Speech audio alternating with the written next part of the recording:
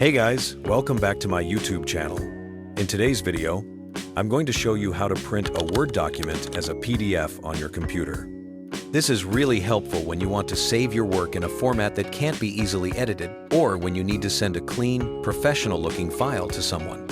So first, open the Word document you want to save. Once it's open, go to the top left corner and click on File. From there, select Print. Now you'll see a list of printers, but instead of choosing your regular printer, click on the one that says Microsoft Print to PDF. After that, check your settings. Make sure you're printing all the pages you want and everything looks right. When everything is set, click on Print, and a new window will pop up asking where you want to save your file. Choose the folder where you want to keep it, type in the name of your file, and then click Save.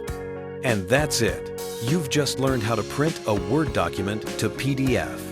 Thanks for watching. Don't forget to like this video and subscribe for more helpful tutorials.